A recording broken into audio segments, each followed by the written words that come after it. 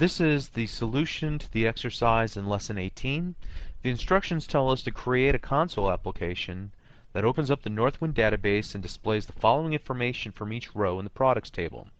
Display the product ID and then a subtotal that we can get by multiplying the unit price by the units in stock for each row. Finally, it tells us that we need to determine the grand total for all the order items in the database. It's also implied that we go ahead and print this out onto the console window. So let's start off by creating a new console project by selecting Console. I'm going to call my project Exercise and put it in the Begin 1 Lesson 18 folder. And the very first thing you will recall about the console application is that it doesn't have a visual designer to drag and drop our connection object to. So this was a little bit of a trick on my part. I'm forcing you to do this exercise without the use of the visual components and the visual designers. Now if you feel this was unfair, then I recommend just go ahead and do this this exact same way that we did it in the actual Lesson 18 video. If you want to give this a shot, go ahead and watch what I do here and how I use the same objects that we used in the Lesson 18 video, but this time we'll write all the code ourselves.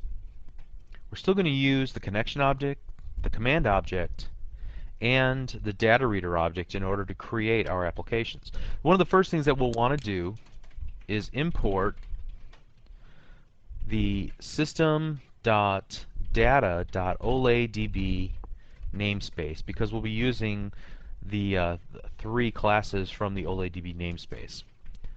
First of all, what we'll do is create a new connection,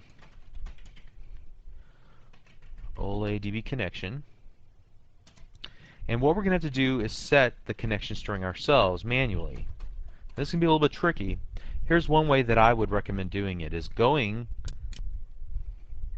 to the Server Explorer and clicking on the data connection in the Server Explorer and then copying the text in the connection string, and it's going to be pretty long, and then pasting that in empty double quotes.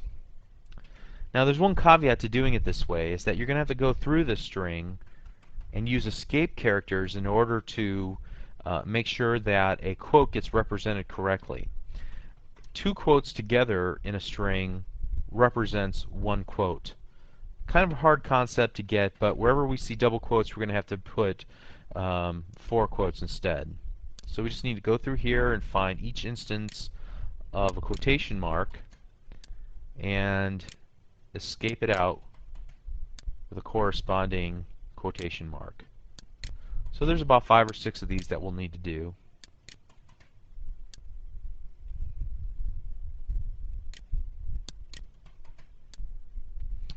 And if we miss one, don't worry, it'll remind us. Alright, now that we've finished that, we can move on. The next thing we'll do is create a command object. So I'm going to dim cmd as new oladb command.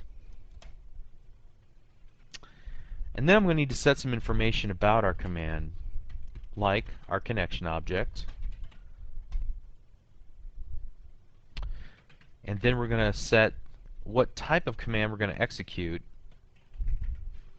And there's some different values that we can select. However, I'm going to choose text. This allows us to create a SQL string to be executed. Then I'm going to set the command text equal to a SQL statement. And here we'll go select star from, and let me look at my Server Explorer to remind myself of the different tables that are here. I want to use the products table.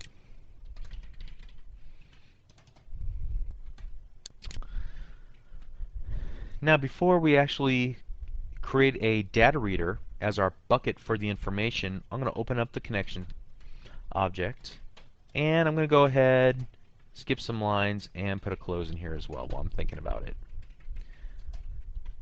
During the time that we have the connection open, I want to create an OLE DB data reader. So dim dr as OLE DB data reader. And now do you remember how we actually get information into our data reader? We use our command object, execute reader. Now this is something we didn't see before, but just pick command behavior default. I'll explain what that is in other videos and other series. If you want to take a look at the ADO.NET series, it talks about the different options here.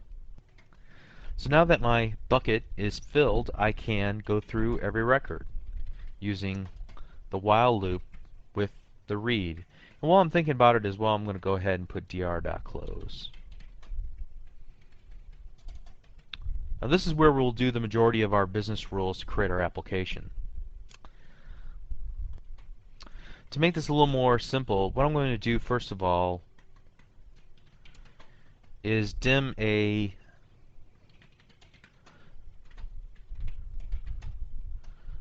variable called result, and result is going to equal the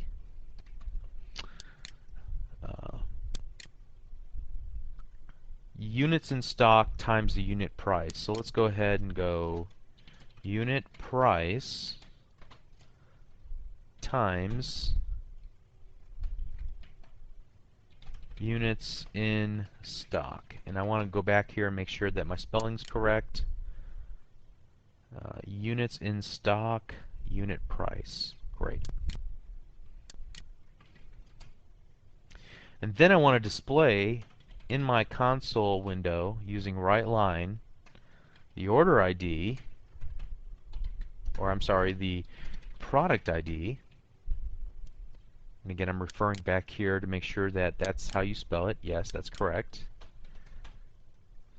And result. And just to be pretty, what I think I'll do is just add in a little dash in the middle.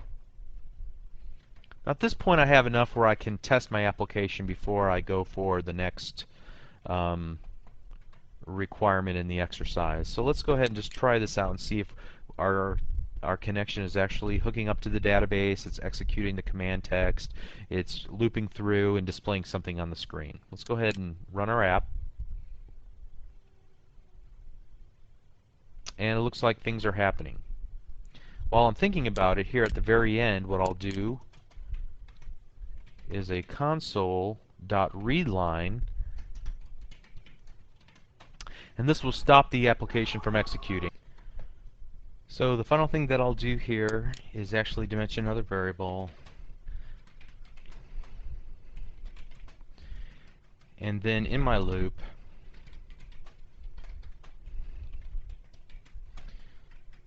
put total plus equals the current result, and then I'll display this console.writeLine,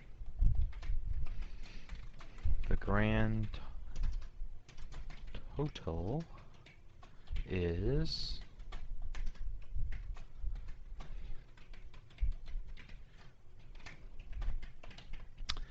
alrighty, so let's try it again.